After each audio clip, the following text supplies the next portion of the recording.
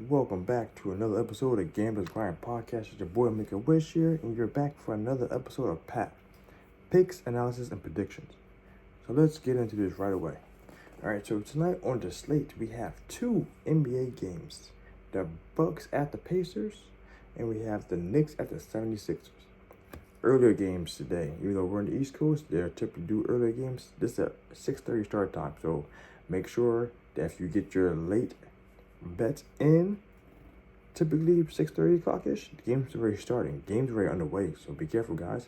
And the funny thing is, typically the Knicks and 76ers will be a later game, but since we're both on the East Coast this time, doing what we're doing, Knicks are opting to start playing at 9.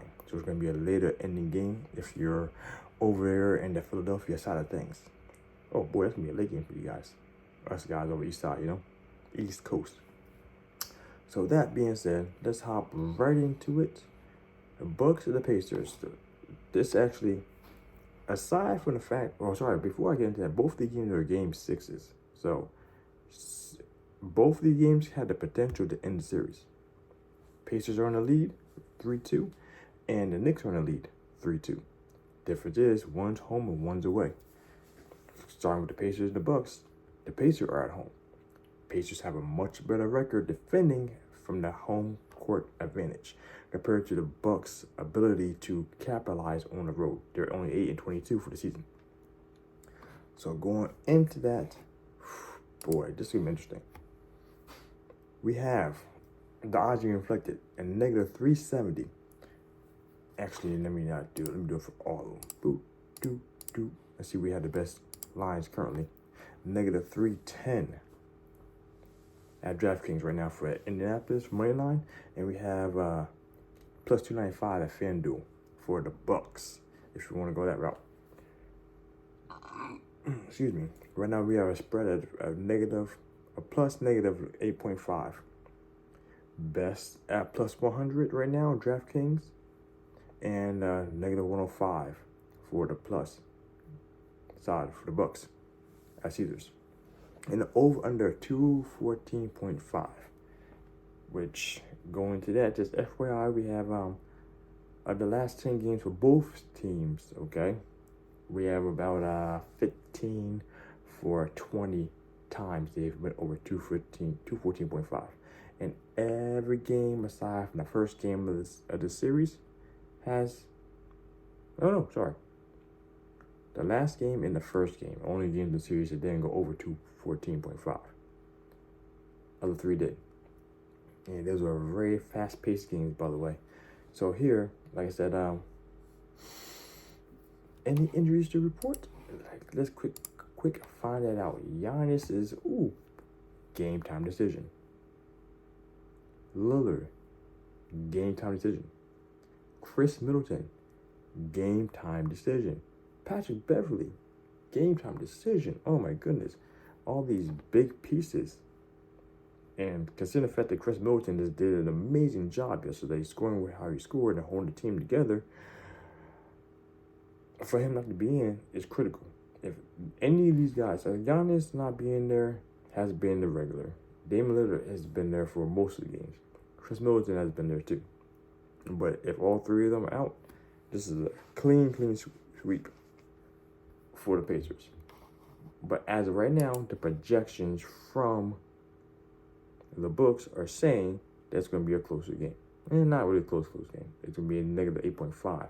Does that count for all three people being out? We should only find out soon. I would say definitely, if you're considering doing any money line for the Pacers, the sooner the better at these numbers. Considering the fact that they may not, if the people, you're not going to get these numbers if Giannis, Lillard, and Chris Middleton are actually going to be in the game. It's no possible way. That's going to be a lot more skewed towards being a closer game, if not pick 'em. Even though Pacers have been dominating the series, regular season and playoffs. That being said, like I said, right now we're projecting these guys to be there. Look at the numbers. Now Tyler Burns, he's game time too as well. Good to know, good to see.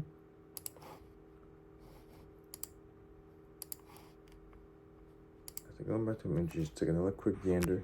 Pacers. Yeah. Only person to worry about there is game time decision, Halliburton. All right. And lucky enough, like he is a very impactful player for the team, but unless he's shooting, the team is still the team without him being there. They're still fast paced, still move the ball around a lot, still do a lot of assists and pick great shots, move that pace, play that pace, and that's a very key thing too. If Dame or Giannis are in, the pace drops significantly in regards to the scoring. Because if you notice, the last two games, I'm thinking back, the last two games, was Dame in the last two games? He was in the last game, and that pace was crazy high. Crazy high. And he wasn't in the 2 games ago. Dame was in 2 games ago. He wasn't in the last game. Pace, scoring was crazy high for both of the games. But it wasn't like that the entire time for the last 5 games. The first 3 games were like that. So things were changing. Adjustments were being made by the head coaches, all the good job of jazz. You know what I'm saying? So that actually matters. So I foresee if Giannis isn't in, the pace is going to still be upticked a lot more. And the over is going to be touched super easily. If Giannis comes in, the pace slows down a little bit. Because like I said, they're going to start funneling him through him. Like, if they were smart, I would keep Giannis. I mean, Giannis may not want to sit if he doesn't have to, simply because of the fact this is an elimination game. If they lose this game, the Bucks are out. Again, first round. With an amazing record going. Not an amazing record this year. They were better off last year by a large margin. But yeah, no. So, since, like I said, this is an elimination game. Bucks should have everyone in there. Bucks should be playing their damnedest to stay in the playoffs. So I expect all of them to be there. So that being said, like I was just saying about the main line, if you're leaning the Bucks side, I would say probably you should win a bit earlier than later.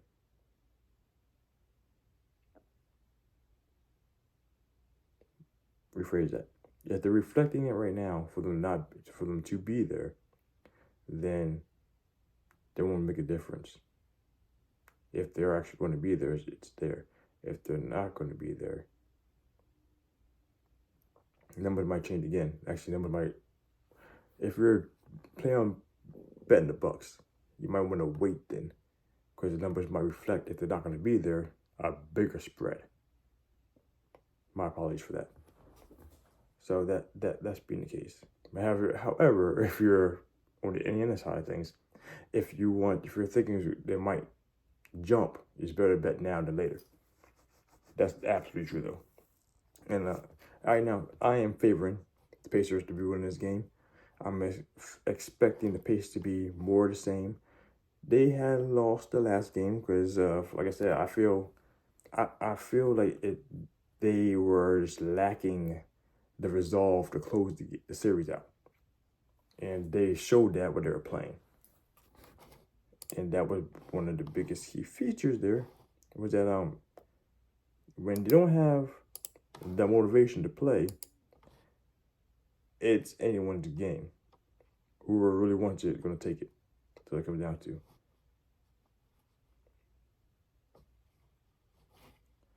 What was that? Excuse me quick.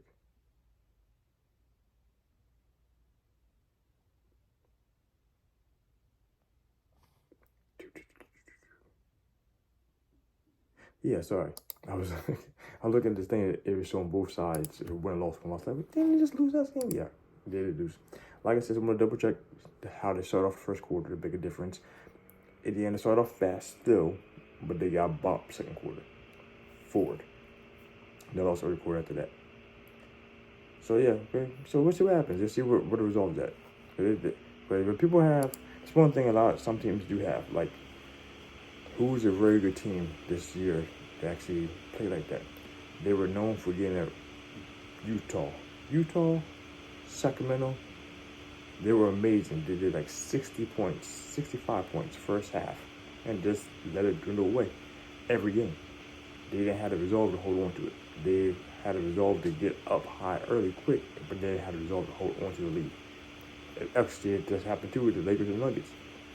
Every game, aside from the last game, the Lakers led the Nuggets the first half. Every game. And then the Nuggets came back and just got in the ass, you know what I'm saying? That's just happened there. So, do I foresee it happening in this situation? Not so much. But, like I said though, we'll see how committed they are. I expect this to be the last game. I expect the Pacers to stop playing games, these fools. Take out the rest of the bottle of KY just throw in the trash and just go in, no lube. Take it, make it hurt. I'm expecting this game to be, especially if everyone's in there, I'm expecting the game to actually be still like a plus 11 game. So a minus 11 in regards to Pacers winning. That's what I'm expecting. I'm going to wait towards closer to game time before I make that committal to see what's happening with the three guys, the big three from the Bucks. But Pacers should be winning this game. The Bucks should be trying hard to stop them. Pacers should be just outpacing them. That should be happening. So, in all honesty, negative 8.5. That's actually a much better number, and it's much favorable. Will they do it on the motivated Bucks? That is the question. Can they do that? Like, I actually think it's safer to lean plus 8.5 for the Bucks. The Bucks, it's going to be a close game up to fourth quarter, and that's when it's going to swing heavy. If Indiana takes it the way I feel like they're going to take it. However, though, if the first quarter is a low-scoring quarter for the first half is low-scoring half for Indiana, Bucks going to probably take it. It's going to be a really close game. But as I said, the plus 8.5 is what I think it's going to be at. But I'm still leaning Pacers no matter what. Pacers, I'm in that camp. Over 2.1, over 214.5. Yes. No questions asked. Yes. All right. If they don't hit that, I'd be super surprised. So now, like I said here, I'm leaning for parlay purposes, I will be doing negative 3.5 simply for it because it's parlay. However,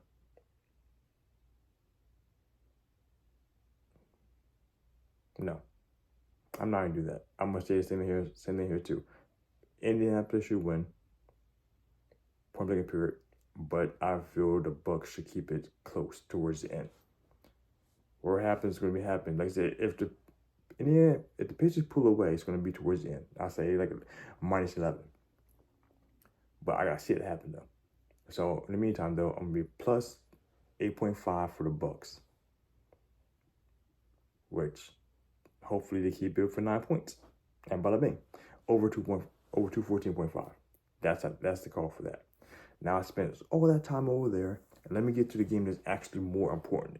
It's not more important to me, but it's actually more interesting of a development going on. Because Pacers and Bucks, the Pacers are the better team, even though they're pretty bad by my standards. Bucks are decent when clutch time come around. Pacers still the better team overall in the series in regards to the season. They have a lot of these pieces. Knicks and the Sixers, though, this is a strange turn of events.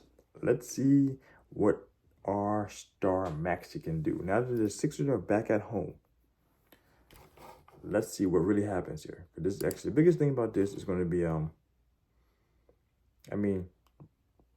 the Knicks and the Sixers are fairly decent in regards to away home. So not too much change there. So there's no edge per se. The edge is slightly in the favor of the Sixers for being at home there. And is it reflected here in the... No, it is not at all reflected. -3. That is like the best they could do, considering the fact the Sixers are home. Because remember last time it was a negative 5.5 for the Sixers at home. So let's see what we have here. Even though the Knicks are still the better team the entire time, Knicks still the better team.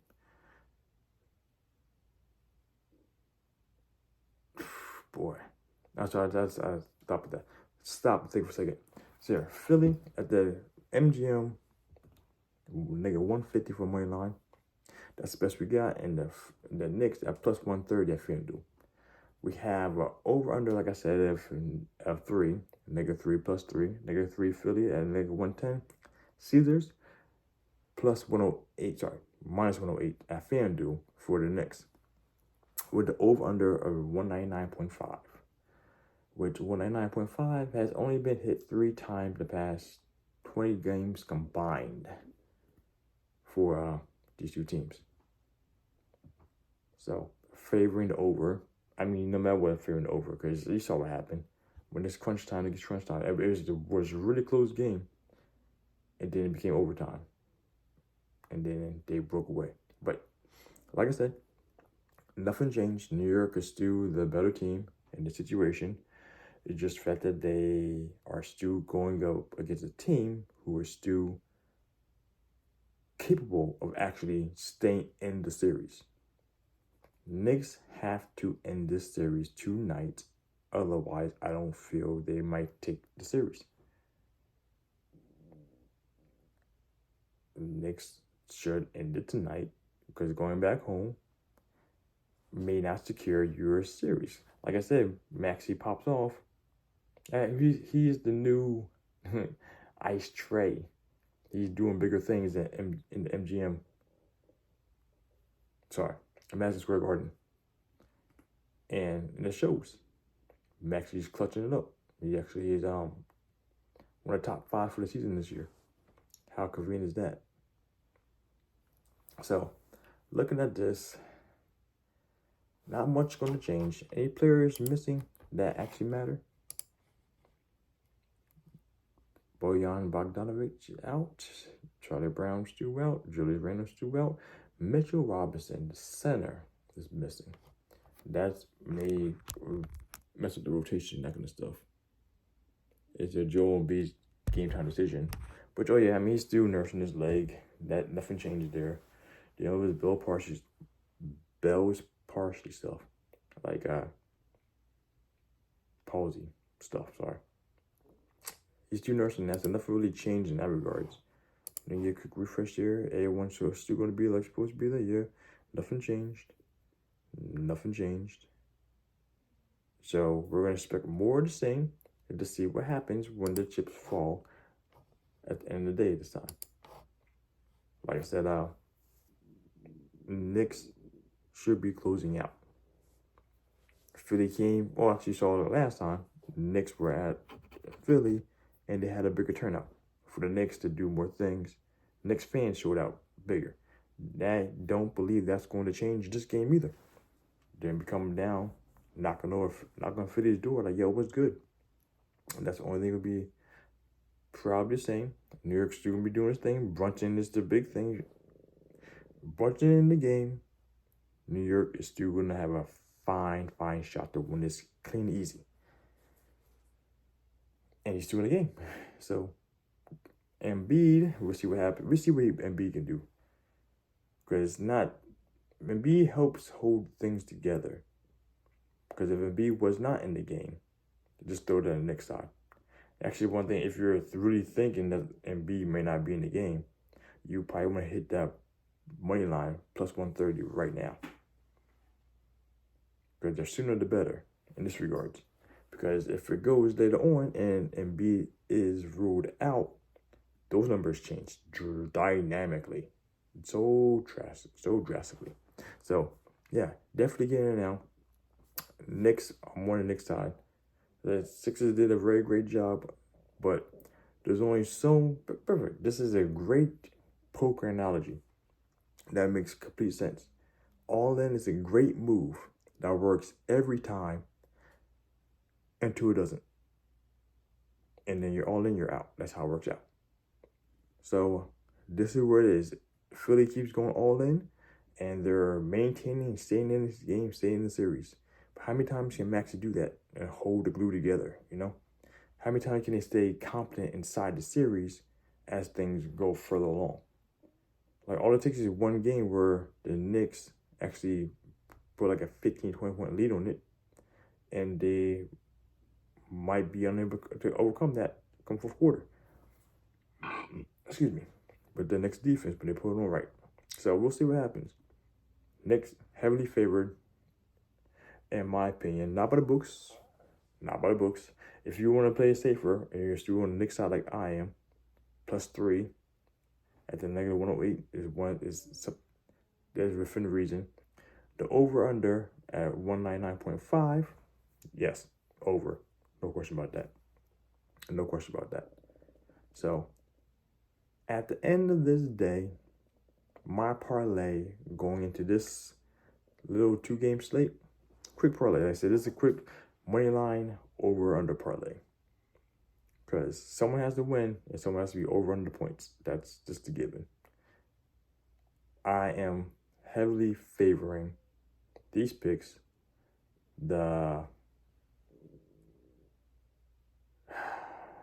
Like, even when I say it, I'm still thinking about the negative 11.5 play potentially of the. Yeah, you know what? I could just hedge it with that, which I'll talk about hedging in another video. So the plus 8.5 is what I feel is going to be the case for the Bucks. They're going to keep it close with the over 214.5. And the same parlay, full leg parlay, and the plus 130 Knicks at the over 199.5. That is the full leg parlay that I'll be playing tonight. If you will see a picture of that here in a bit when I actually play that. Hopefully my numbers don't get too skewed by that time.